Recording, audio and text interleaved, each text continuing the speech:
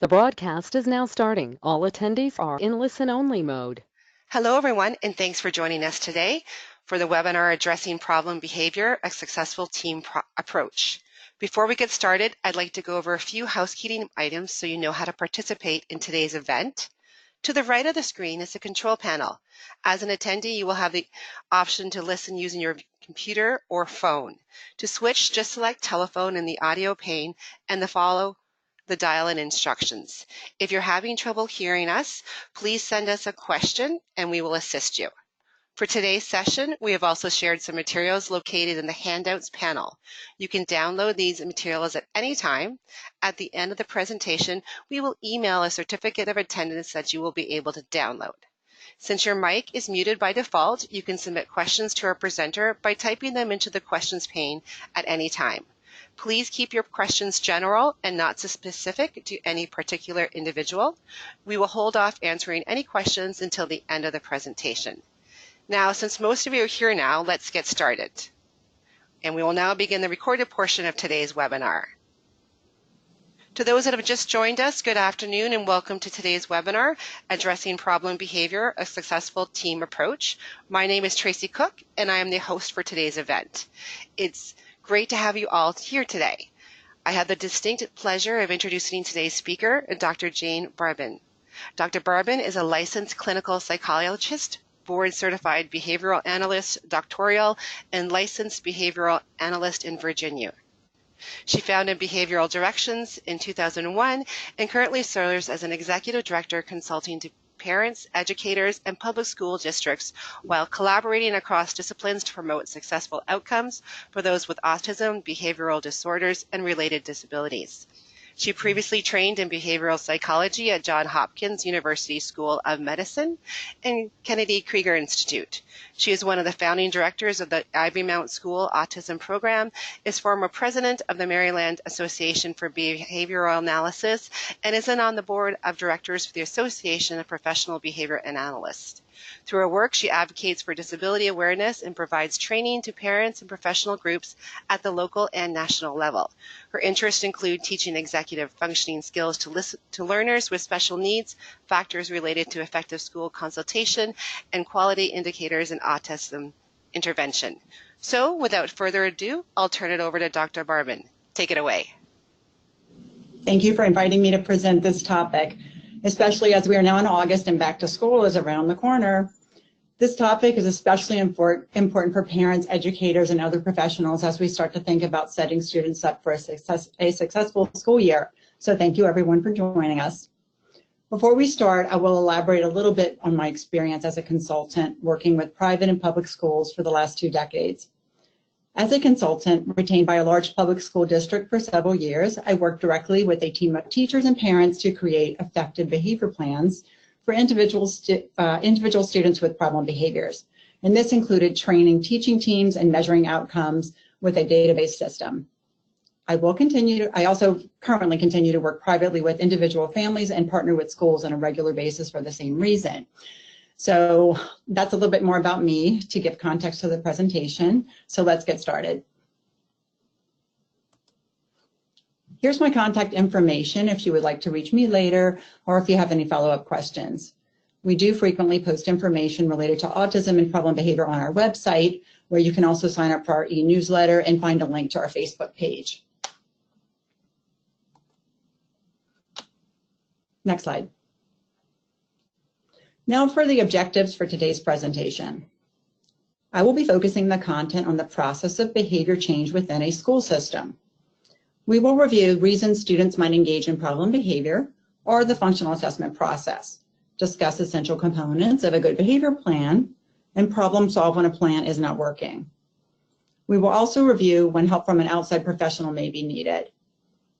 We will explore ways to create a collaborative partnership between the school staff, parents, and other invested professionals throughout the process. I'll now turn off my webcam so that we can focus on the content.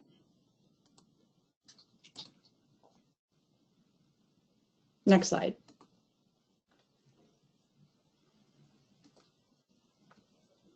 I'll start with something that may sound novel to some of you and commonplace for others. This is an underlying and important message for today's content, and all else builds on these assumptions. That behavior, including problem behavior, is learned, and that behavior can be changed. We also know that about 64% of children with autism routinely engage in at least one form of problem behavior, considering meltdown, self-injury, and aggression, and that 32% of children with autism engage in all three of these behaviors. I think this presentation is pretty timely. Next slide.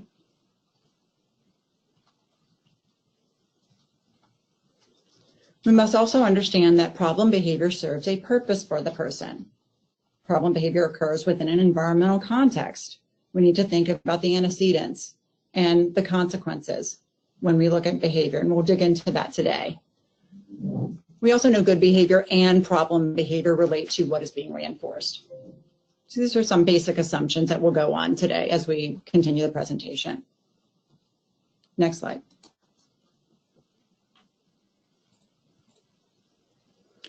So why is this important to address today? Well, there are several reasons. First, these behaviors may be unsafe for the child and others, such as an aggression.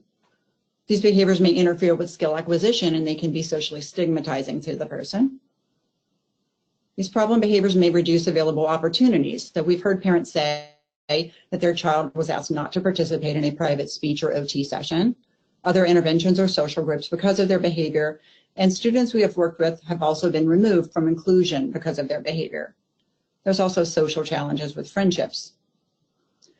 So there's also the idea that we must consider the underlying deficits that can translate into problem behavior if not handled correctly. Lastly, and very importantly, educators and parents can be effective change agents in addressing problem behavior in a positive way. Next slide. There are other setting events, we might call these developmental milestones, that can affect the occurrence of problem behavior. So these might be normal challenges. They could be also opportunities that present at various stages. They can affect behavior, such as maybe the initial transition of a child to school, going into preschool or kindergarten, transition to middle school, transition to high school, at the stage of adolescence, when there's a new sibling in the home. These are all times that you may see a setting event, we might call them, for problem behaviors to occur.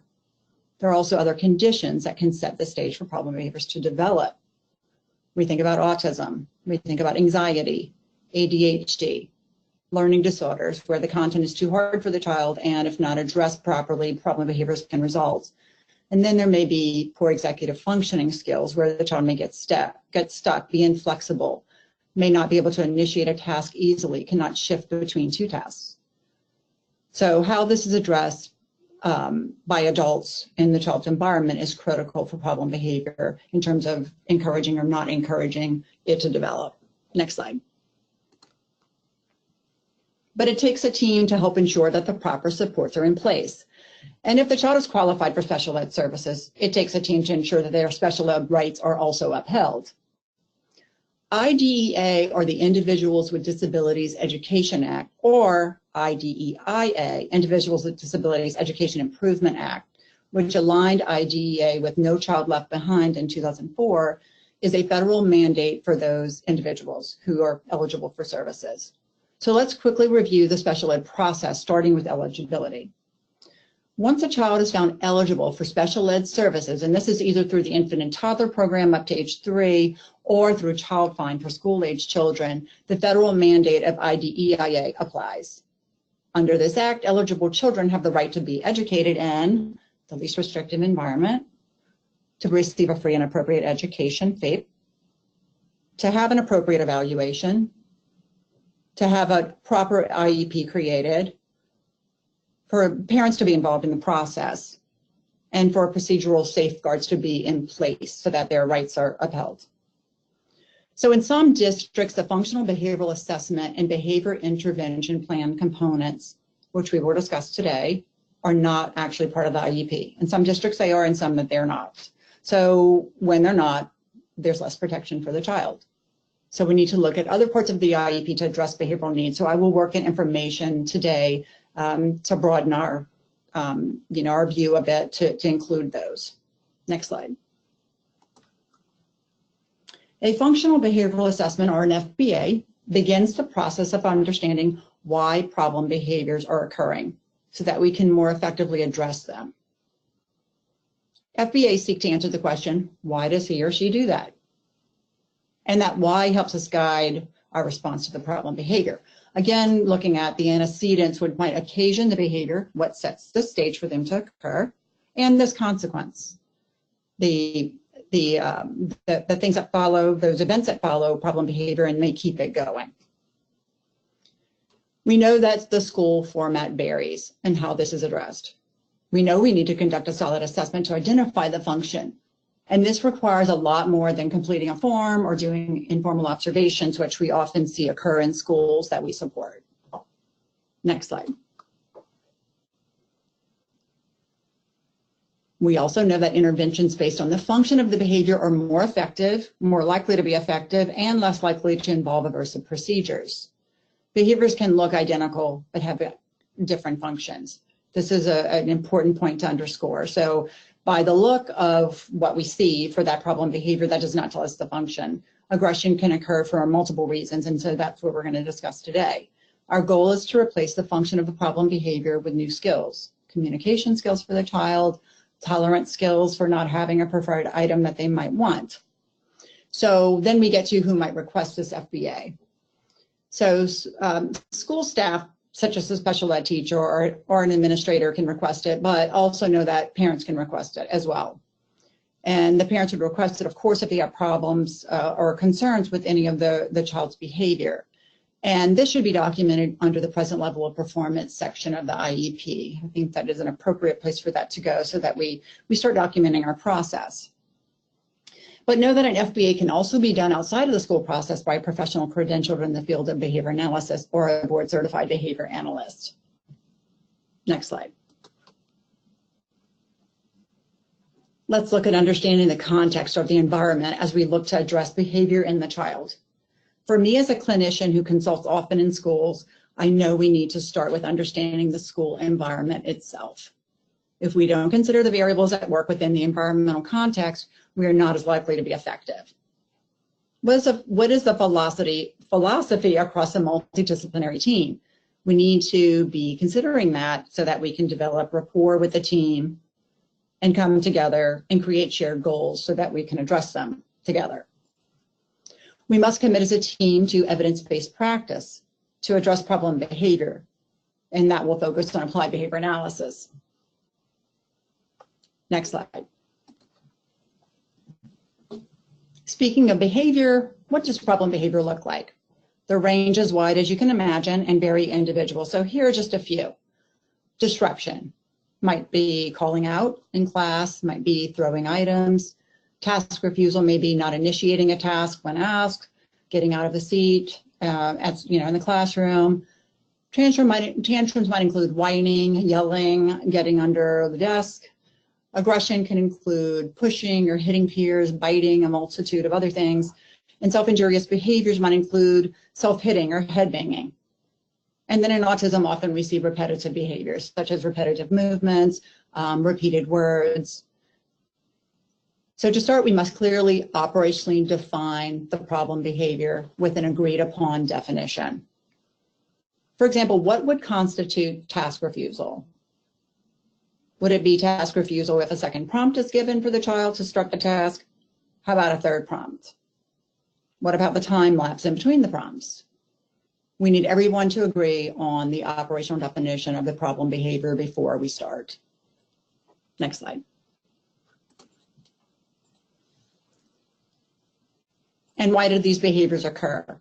Here are possible options, and this part is very important. We're going to focus on this today. Again, by looking at the behavior, we don't know the function. We need to explore and identify the function. Sometimes behaviors occur to escape or avoid a demand. Sometimes behaviors occur to gain attention from peers, adults, or to access a preferred item or activity of the child's choice. And sometimes problem behaviors occur for internal or sensory purposes. So the behavior might be self-reinforcing in that case, and those are a little bit more challenging to address. Keep in mind that there are usually nuances we must find and consider if our evaluation is to be effective. Also, many problem behaviors occur for multiple reasons or functions, and this makes it even more complicated. Next slide.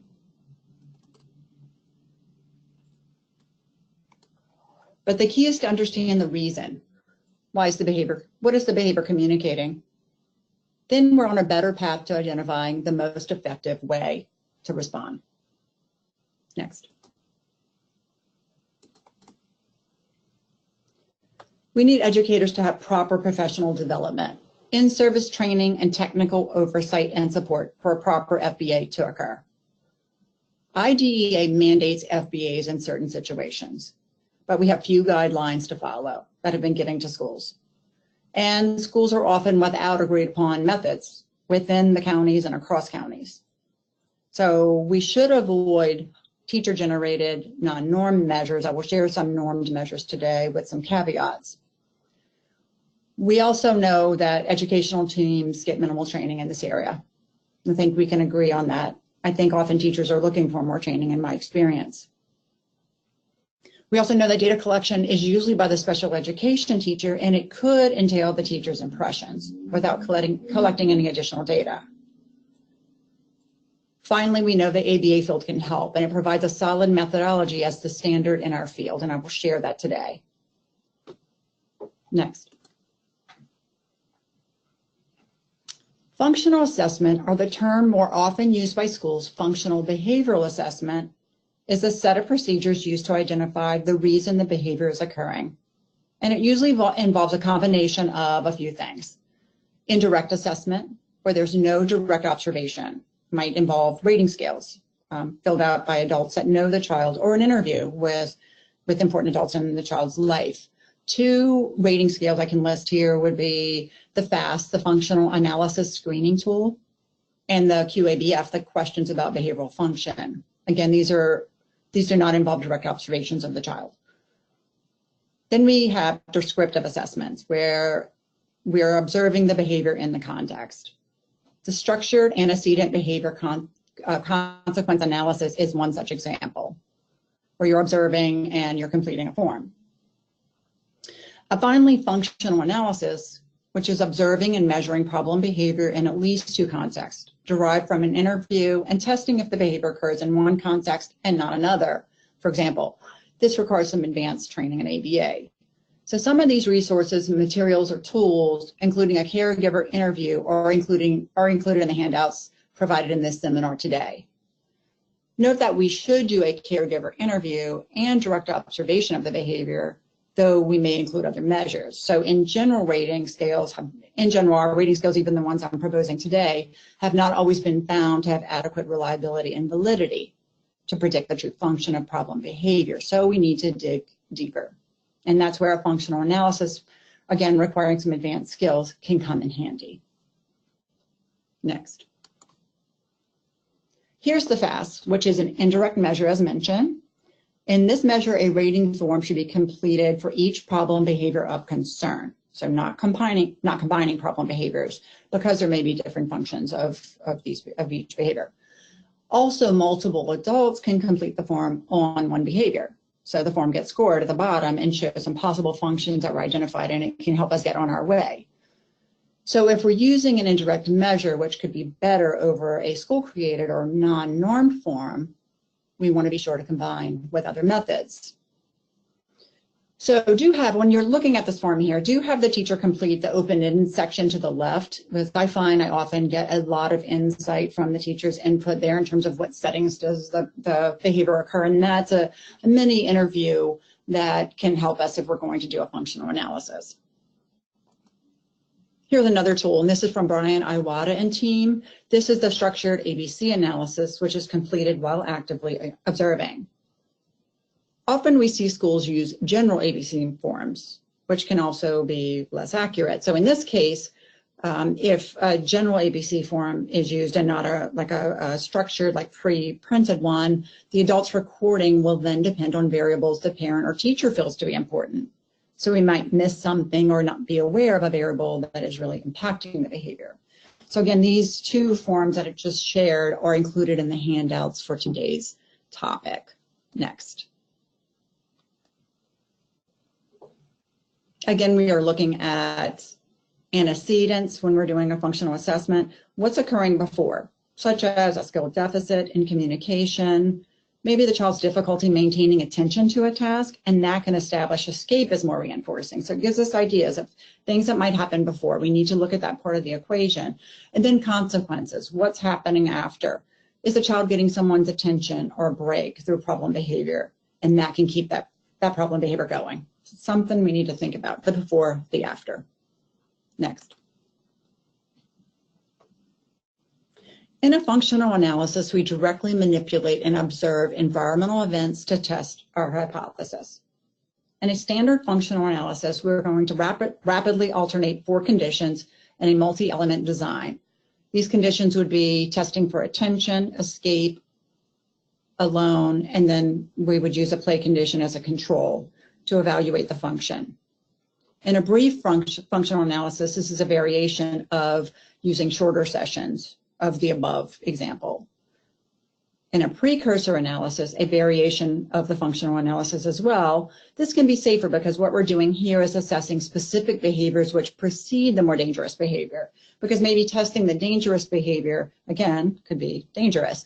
So you might notice that the child yells before they hit, so we may decide to do a functional analysis focused on yelling and get a good idea of the function for hitting as well. And then there's an interview-informed synthesized contingency analysis, or the ISCA, which can also be brief and begins with an interview and an observation, and is about a 30-minute period of test conditions that follows. This slide may sound a bit technical, and it is, but it's important for parents and educators to know that the process should be based on evidence-based practices. A BCBA needs to be involved for this higher level assessment noted on this slide, and also look for a BCBA if there's any safety concern. Get them on your team through a school resource that's available or by privately retaining one, given that this functional analysis component requires very specific skills. I do have some additional reference materials in the handouts on this as well. Next. So after understanding the function, we will be more likely to move to creating an effective behavior plan for the child. In some situations, the results of the FBA may be to identify if a behavior plan is needed at all, based on how the school sets up the process. I find that unusual, but that seems to happen where we go through an FBA to determine if we're going to move to a BIP at all. And I would wonder, why would we be conducting an FBA on a behavior that we're not concerned about in the first place? But it may be more about disagreement on how the behavior is viewed by the team as a whole. However, components to consider when you plan for a behavior intervention plan would include gaining informed consent from guardians, identifying if the plan is acceptable to both parents and implementers, and outlining how training and monitoring will occur. Next.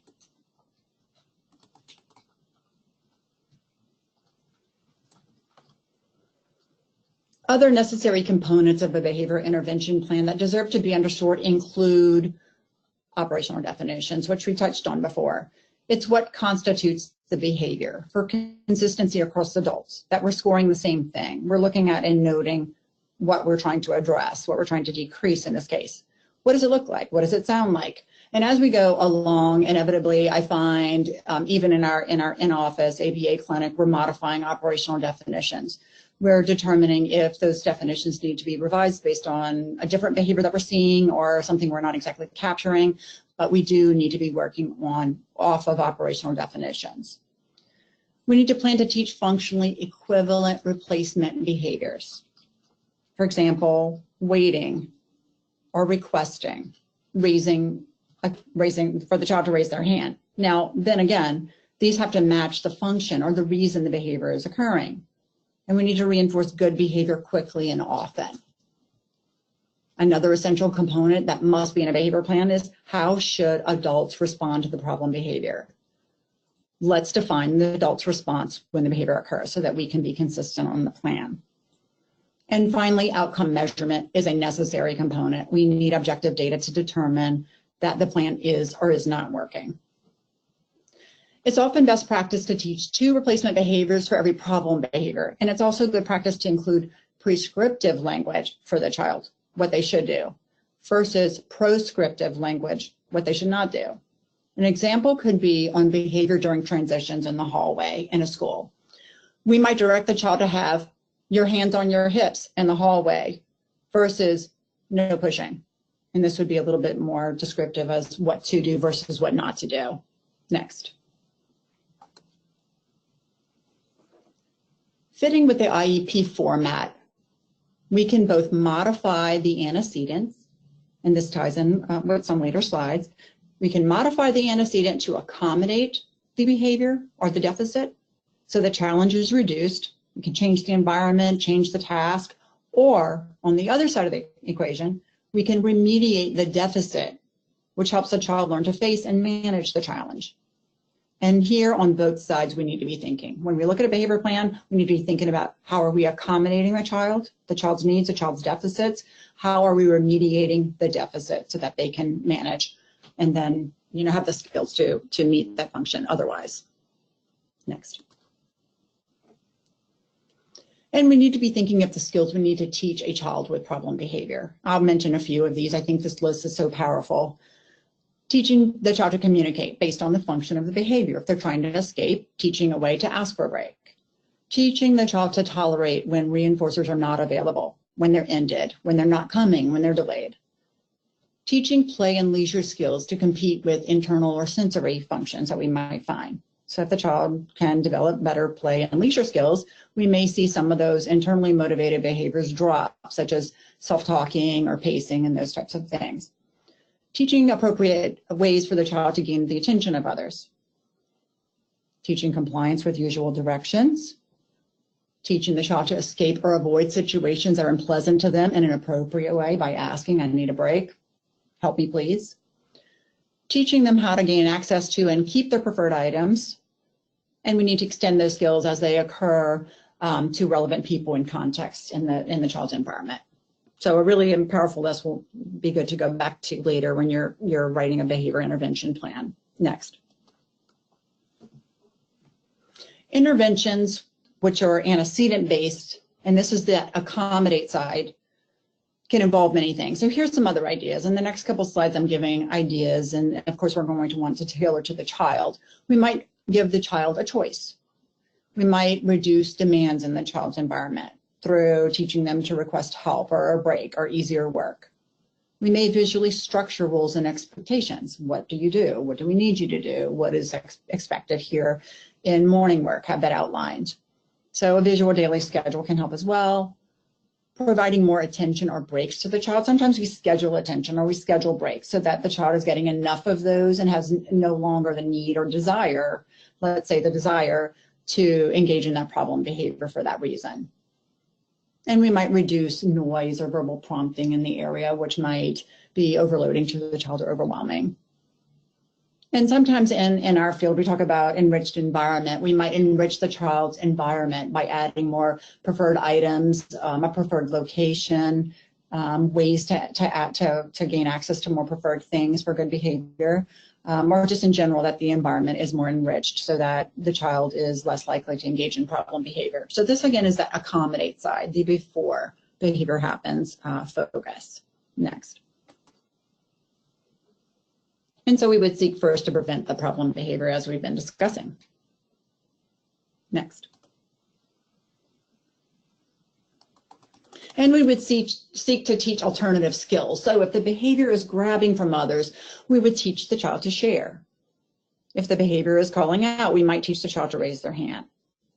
If we see hitting, we might teach the child to use words to communicate, find a way to compromise instead by using maybe a process. And if the child's out of their seat, we may teach the child to ask for help or reinforce in-seat behavior. And then again, here, I don't want to confuse the process of we don't want to assume what the function is. These could be likely matches if the function, relates to that they're grabbing to gain an item, then offering to share would meet that function. Behavior to increase when we're trying to reduce something else. We're looking at what we want to replace, some alternative skills. Next. For other interventions, differential reinforcement means that you select and reinforce some behaviors and not others, Or you might reinforce alternative or incompatible behaviors instead. We must specify what those are, though. So visual supports like posted rules, materials, token boards, point charts, help to teach expectations to the child as well. So those are some other intervention ideas. Next. Other interventions might involve extinction, and this would include discontinuing reinforcement for what was previously reinforced in terms of behavior, but we need to understand that we have or be able to have good control over the reinforcement if we're going to go that direction. It can mean ignoring the behavior if the behavior was designed to, if the child is seeking attention with it, then extinction would mean ignoring the behavior. It might mean interrupting the behavior, or it could mean working through the behavior if we, again, depending on function, find that the behavior is to escape a task. We might decide we're working through the task. So extinction would be defined by the function of the behavior. And you know, we may see an extinction burst, and that's nothing, not something we would take lightly. So we want to make sure that it would be safe to do. You take an extinction approach before we start, because it may not always be an essential piece to the plan. Next slide. On this slide, I'll go through more function-based intervention ideas. Again, it needs to be tailored to the student or your child. And these are just ideas, but it breaks it down by function to underscore that that's the approach we must take. That, again, would be more likely to involve less aversive procedures and to be more effective. So when we think about behaviors that are designed that the child is using to escape or avoid or delay, we may think of these things. We might make the task easier. We may teach the child to request a break. We might schedule breaks for the child. We might break down the task. We might use what we call three-step guided compliance or a systematic prompting process to follow through. Then we might reinforce cooperation. In smaller parts, we're going to shape the behavior. And we might also have the teacher assist. If the child's trying to escape and the teacher comes over to assist, that drives down that need, or that, again, I should say, function to escape. Let's go to attention and tangible functions. I combine those because those are both socially mediated reinforcers too.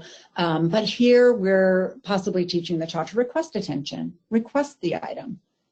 You might just give the attention or the item to the child on a schedule, again, driving down that function. We might reinforce the absence of the behavior. So when it's not occurring, to gain attention, we're going to reinforce it. We might cue peers to ignore. Often we see other kids laughing in class, or giving that student a reaction, and that's what is reinforcing. So as much as we may seek to change the adult's behaviors, when peers are still reinforcing, it's something we need to consider. We may allow the child to earn the item when tokens or points are earned. So for the internal function, it's a self-reinforcing behavior, let's say. We might provide an alternative competing stimulation. We might block the behavior, like hand flapping, if it's for internal reasons. We may reinforce the non-occurrence of the behavior. We may allow access at certain times, like to teach discrimination. And often when we look at the internal function, we usually need to use a combination of these. That's what our research literature is telling us. Next slide. Forehand and Long had additional ideas for creating a positive environment for a child with problem behaviors. Some things they suggest are to have structure and routines, always good. Communicating with the full team for consistency. We all need to be on the same page with how we address the student. We don't want the divide and conquer approach. It's going to therefore reinforce the behavior even further. We need to get a homeschool communication plan. How will we communicate? When? On what? How are we going to convey this information back and forth?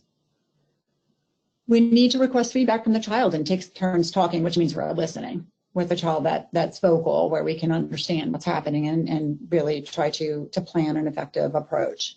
We need to build the child's self-esteem by highlighting their strengths. And we need to help the child solve problems with their peers, especially meaningful when we think about children with autism. Next slide, please.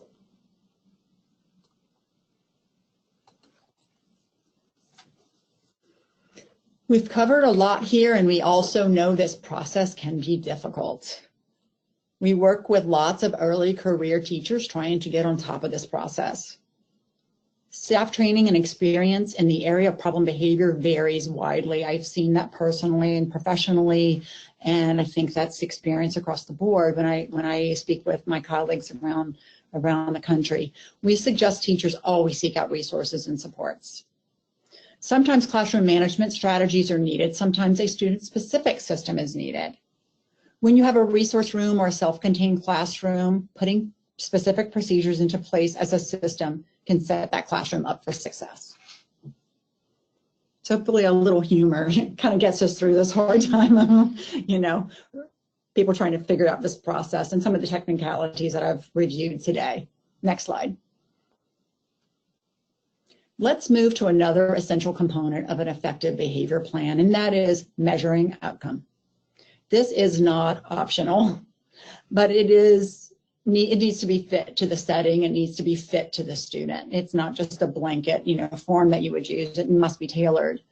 Data must be objective. It cannot be a subjective approach. This is what I think. This is what I believe happened. I believe things were better last week. We must have data. We must be objective. We can collect data. We should collect data for behaviors targeted for both increase and decrease. So there's replacement behaviors. Let's track those. Aggression, self-injury, tantrums, let's track those. We want to see some decrease. We want to see others increase, and we need to be tracking both. We can track by rate or frequency of behavior occurrence. We can track by duration, the behavior lasted, how long a noncompliance task refusal episode lasted. We can track by intensity.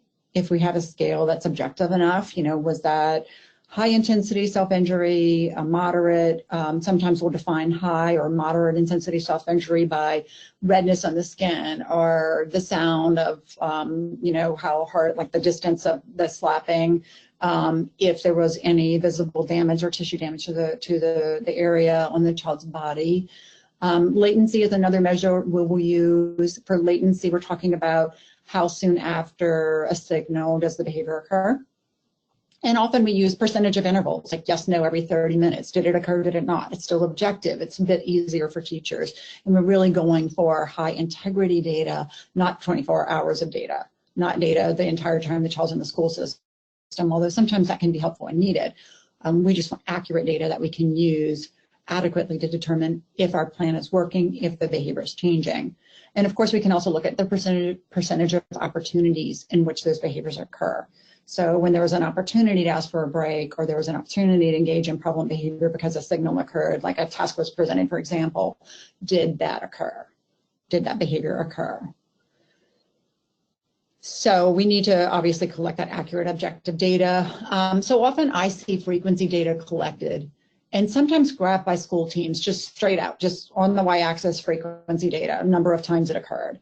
And while those graphs may look impressive and to the naked eye, that seems like maybe that's an appropriate approach, that is really often inaccurate. When a child leaves school early or goes home sick, or you're only observing for part of the time, so you're observing therefore for varying amounts of time for each data point. So our data points do not equate.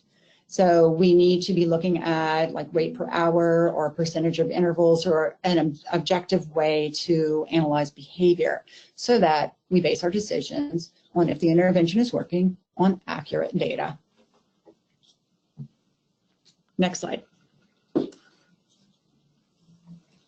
I would suggest that data from a behavior plan be reviewed at least quarterly, if not sooner. And I believe it needs to be. It should be reviewed quarterly. And FBAs may need to be reviewed annually, if not sooner, and they need to be updated. The function may change. Maybe we didn't identify the right function in the first place if the behavior plan is not changing. So we can ask if the child's short-term goals are being met. And if not, revise them or determine why. Maybe there's a medication change that was in process and we need to give it more time in terms of the written behavior intervention plan. We need clearly documented changes on the plan, on the child's IEP, on the child's behavior intervention plan. We need to document what changes we are making so we have a written record and everyone's on the same page. We also need extra attention to transitions. So, for example, if the child's changing schools, say middle school to high school, say they're just changing schools for other reasons, maybe staff are changing and we've had an excellent general education teacher. In that case, I will always ask for the team to document on the present level of performance what has worked. let's get in writing the specifics on what did work. Maybe it was firm boundaries from the general education teacher, or maybe it was the proximity of the staff to the child, or certain ways that we prompted them. We need to document things that have worked in the past, especially when transitions are coming up, so we do not lose that information and have to start over. We might also want to document coping skills that were helpful to the child, or again, how to cue the child to best practice them in the future. Next slide. So where does the IEP come in? I promised that I would tie that in, and I need to tie that in, especially when behavior intervention plans and FBAs are not part of the IEP process, not part of that actual legal document. We should work as a team to create a comprehensive IEP document regardless, once a child has been found eligible for services. Problem behavior can and should be referenced directly or indirectly in several places in an IEP. Here are various avenues within an IEP in which behavior can be addressed before or after it has become significant. In the present level of performance, we can record the frequency, duration, intensity, et cetera, of behaviors of concern, and the areas of need that impact these behaviors, like the child has a difficult time asking for a break or asking for help, or the child is not a vocal communicator, for example. We can also document social skills deficits, and those are things that we need to keep in mind. Under the parent input, there is a section in an IEP where the parents provide input. When I serve as an advocate in an advocacy role, directly working with parents, I will always ask parents to prepare that statement in advance so that they can have it ready. Here we want to list the child's support needs. What has or has not been effective? How does your child's disability impact their general education inclusion? For example, or their behavior in general, right? So under the parent input section, that's a part of the IEP where we can get that information down. Goals and objectives are a major component of an IEP. Here is where we also want to look at behavior, not just in a section called problem behavior and having goals on reducing something or increasing. And this is a good section to have too. But think about in communication, you're going to want to have goals that tie into ways that you can reduce problem behavior. Under academic sections, under social goals, all of those areas in addition to a behavior section can include goals that are relevant for reducing problem behaviors, just addressing it in general with replacement skills. And then we have that accommodations page, right? That necessary accommodations. What are necessary things the child needs for them to be successful? So when it comes to problem behavior, some examples might be frequent breaks, a positive reinforcement system, a visual schedule to get those expectations out, extended time to respond, preferential seating, and we should define that. Is that next to an appropriate peer? That might be a model. Is that in front of the classroom? Is that in the back of the classroom because they need to stand up and walk around? Preferential seating is one example. Reduce distractions in the child's environment. Write in there that the child has a behavior intervention plan, because you can write in other examples that are not pre-written and pre-checked. Nonverbal prompting. Maybe this is an area that's been found to be helpful for the child. Those are a list of places that should be considered. Next. So given all the information I have shared today, we know staff still find this process difficult to do, and it is a difficult thing to do. Staff may feel that they have insufficient training and support, and I validate that. That is often the case. Schools work within limited resources sometimes. Staff may feel encumbered by other team members, so they're not getting support. They want to do a certain thing, but they feel like they're limited in doing that certain thing. Staff may feel challenged to confront the child and be the bad guy.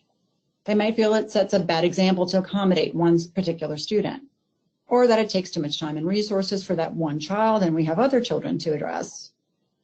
They may feel concerned with disruption to their classroom environment and just want to appease the child and not really address the problem behavior effectively. And there might be a lack of administrative support, to be frank. Sometimes that is the case. We also hear things like, if I offer incentives or resources, is it fair to other students who are already being good? Or we've heard, if I ignore the behavior, will it look like it's okay for other students to do it? And these are real life feelings. I validate that too.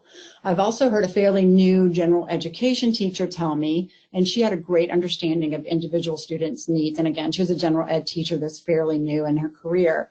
She referred to it as everyone gets what they need.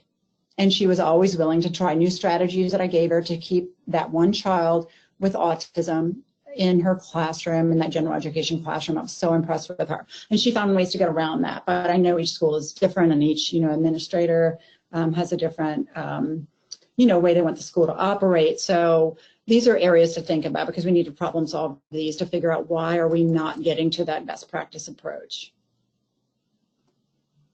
Next slide. When things are not working. So continuing here are some ideas to consider. You might decide to schedule an I.E.P meeting. Either the parents or the school team could initiate that. They might schedule a I.E.P meeting as well.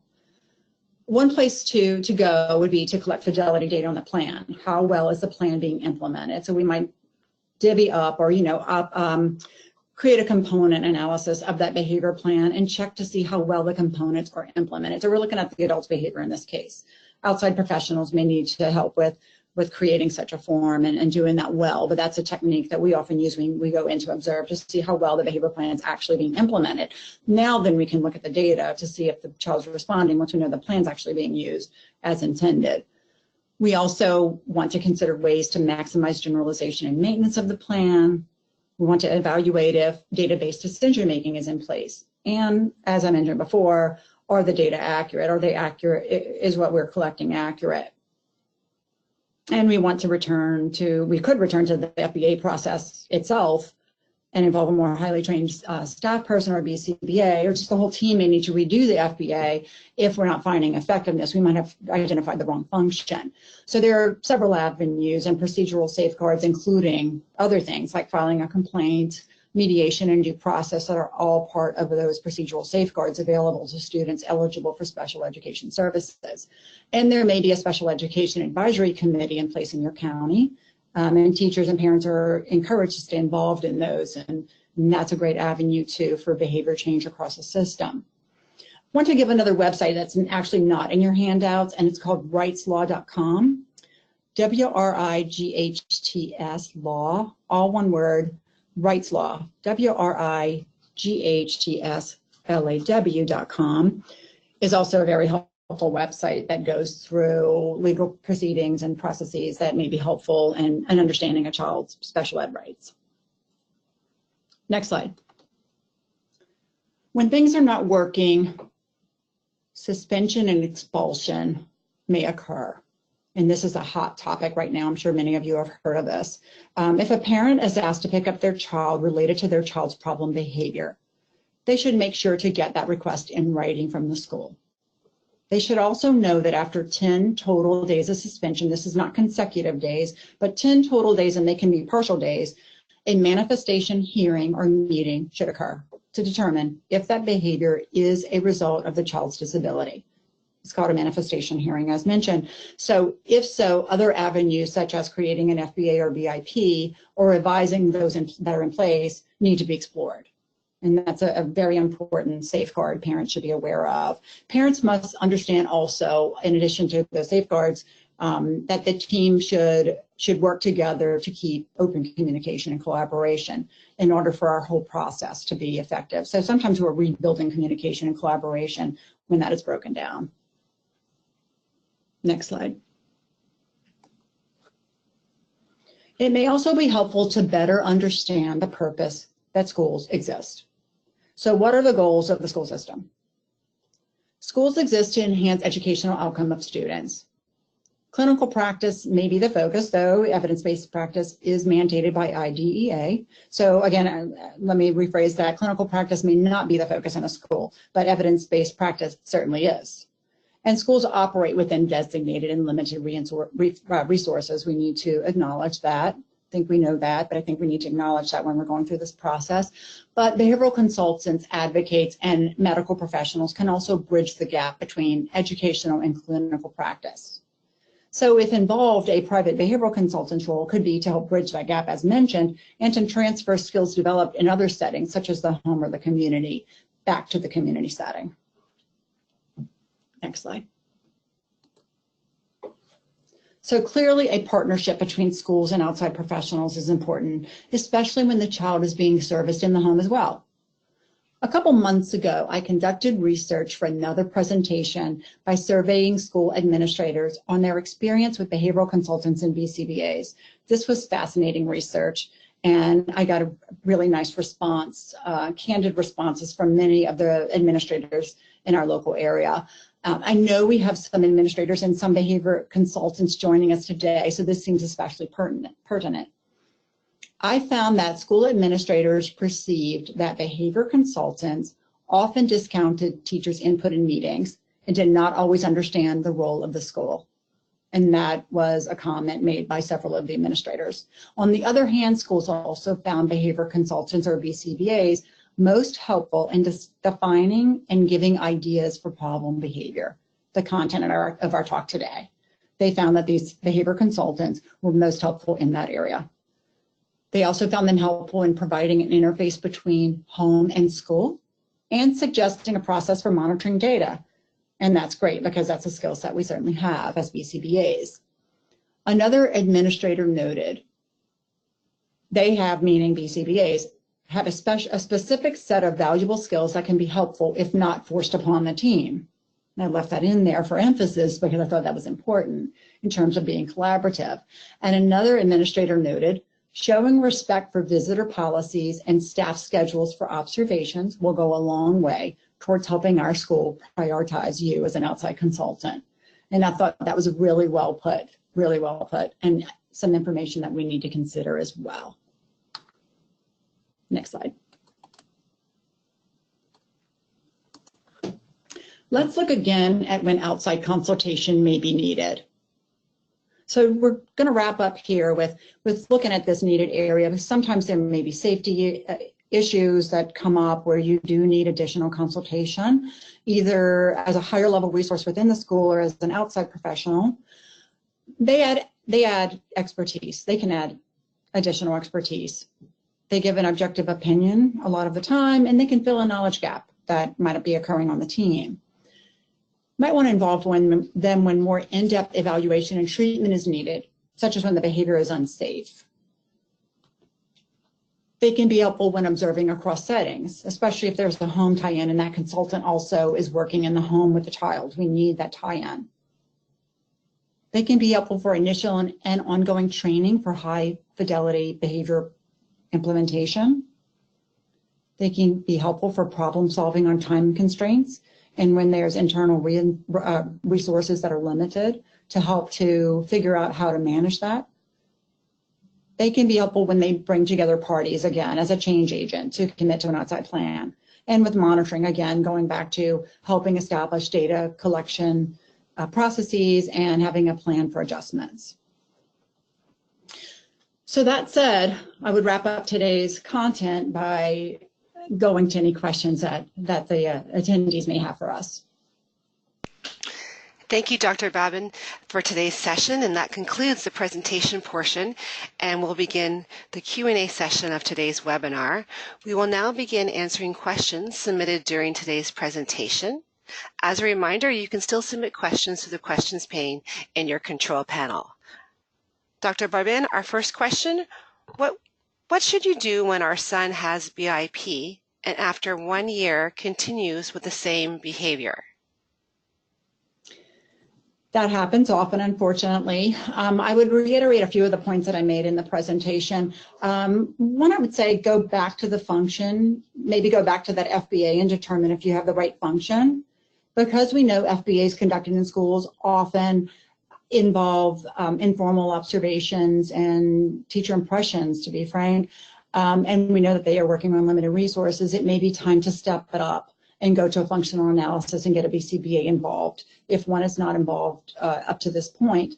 And the other part that would be important to talk about is the data collection process. So are we sure that we're collecting objective data and that the data are accurate so that we know that the plan is or is not working? Sometimes we see incremental gains, and that's okay if that is a gain that is meaningful for the child's life. So looking at both of those pieces, I think, is really critical at this time. Thank you, Dr. Barbin. Our next question, what are some unique ways that you move from most restrictive prompting to the least restrictive prompting? Okay, so this can be in the context of problem behavior or in skills training. And so since we talked a lot about problem behavior, maybe we can talk about skills training. When we're using most prompting, or you might call it most restrictive, it sounded like, we might call it most prompting to least prompting, then in that case, we might refer to that as errorless teaching. So when we're giving enough prompts and the child doesn't really have a chance to fail, and we don't want them to fail, and then we would gradually reduce it. But I think the question has to do with how would you reduce it? There are some approaches where if the child is successful for, say, 2 consecutive opportunities at the certain, like the current prompt level, then you might move down to the next prompt level. So you're actually using data to guide your prompting sequence. And that might be a way to start if you're trying to look for, an evidence-based way to do that. Good question. Thank you. Our next question, are these forms used by all adult instructors, such as an equine specialist in mental health and learning? Can you repeat that, such as? An equine specialist in mental health and learning. So I'm assuming we're talking about the FAST and the structured ABC form. And are we talking, does it sound like we're talking about assessing behavior, non-human behavior? Can we maybe get a clarification on that question? Wanda, if you want to just respond to that, why don't we move on to the next question and we'll let her respond. Our next question, how do you analog FAs fall? Oh, sorry, where do analog FAs fall? I didn't use the word analog today, but I certainly referenced analog functional analysis. So when I talked about functional analysis, I was talking about analog functional analysis. And here, that's where I went through the standard functional analysis, the precursor functional analysis, and the ISCA. And those are all forms where we might look at an analog situation and try to get information as to the function of the behavior. So it is a higher level assessment. So that is what I was referring to on that slide that talked about functional analysis. Thank you. And I'm just waiting for a clarification, so I'll move on to our next question. Do you have any recommendations specifically for biting? Of course, you're going to start with the function. And by looking at the behavior, knowing that the child approaches the adult and bites, and we might have an operational definition with that, that tells us nothing of the function. So we need to look at what's happening before and what's happening after and go through our functional assessment process. Biting can occur to gain attention, right? Certainly when you're being bitten, often that can be, attention maintained because you're going to get that attention from the child, get that attention because the behavior, it hurts. So one thing to think about is it indeed attention? And it may not be attention. Is the child biting to get out of a task? No, you don't have to do it. Is there another thing? No, you look like you're overwhelmed. Let me give you this toy to play with, and then you can take a break. It looks like you need a break. And so that behavior communicated it. So it will be repeated in that case, perhaps. So to address biting, you would do the same thing, use the same strategies that I reviewed today. Going to go back to the functional assessment process and move up the chain. If you can start with the functional analysis, that's ideal. That's obviously ideal. If you have a private consultant that's working with you that has skills in this area, sometimes I find that we can identify the function and start a treatment plan in the home, and then we have a little bit more under our belt to approach the school with and say, we're doing this plan. It's been effective. We have some data on it. We've actually made it a little bit easier because we've been able to make some gains along the way. And now the child has this skill that they can use instead. And we'd like to introduce this into the child's behavior plan at school, or to ask for an FBA to be conducted to start the chain of events. So in terms of biting, that's how I would answer that. It's a good question too. Thank you, Dr. Barbin. We do have an update from Wanda on that question. So she asks, we work with children on the spectrum by partnering a trained horse and student with special needs for self-empowerment and behavioral changes. Will your forms you have shown work in this case? Absolutely. If you're looking at the child's problem behavior, you're regardless if you're doing training of any formation, any format. Remember, we talked about behavior is learned, behavior can be changed across the board, right? Human, non-human. Sounds like the question is really geared towards a child partnering with a horse and trying to change behavior. Absolutely. Now, the version I shared was a classroom version, since we're talking about a school setting for most of our content today. But there are a couple other versions, and you can feel free to email me that I can share those, where you're looking at different antecedents, because to your point, Wanda, I think you make a good one. The form that I shared, the structured ABC, really talks about things that might occur before behavior in a school setting. Transitions in a hallway or something like that. And then the consequences are geared towards things that a teacher might do, for example, or things that might occur in a school setting. So there is a home version of that. I mean, actually, I was trying to find like more the standard version that was the one that has been normed. But if you want to contact me, I can try to send you, some other adaptations so that maybe it's fit to your setting a little bit more. What I appreciate about the question, especially with the structured ABC, is that you're also trying to move beyond just write down whatever occurs before, write down whatever happens after. You may start with that to get ideas, but then we want to have everybody try to report on some categories that might be typically occurring in your, let's say, the therapy setting that you're working within. And I know that that's valuable as well. So thank you for that really good question. Thank you, Dr. Barbin. I think we have time for one more question. Excellent. Do you have any helpful resources you could share, websites, books, etc., to teach us more about replacement behaviors? Yes, I can think of some more. Maybe I can have those shared through and maybe I can do that later. I can try to think of some other, some additional things. Really, when we're thinking about replacement behaviors, we're thinking about what replaces the function. So, you already have narrowed things down. If you know the function's attention, you're already going to be trying to match that function with an alternative replacement. So you would immediately think about, how can the child request? How can we give them attention without them needing to ask, if asking is hard? Because you have to go to a device and there's multiple screens. Sometimes we find that doesn't really help because it's not efficient and it's too effortful for the child. So we need something that's going to be efficient, and that we call it the behavioral economic side. It's going to replace the behavior quickly in a lower effort way. So think of it that way when you're trying to generate ideas for replacement behaviors. But I love that you're thinking of them, because behavior plans that are good do entail teaching replacements. We need to always be building up skills so that we can be combating problem behaviors. Thank you.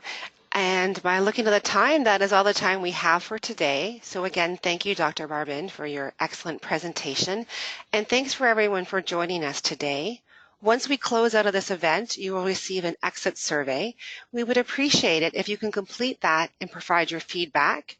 Everyone will receive a follow-up email with a link to today's video recording and materials within the next week. And on behalf of the Organization for Autism Research and Dr. Jane Barbin, thanks for joining us this afternoon, and have a great rest of your day. Thank you.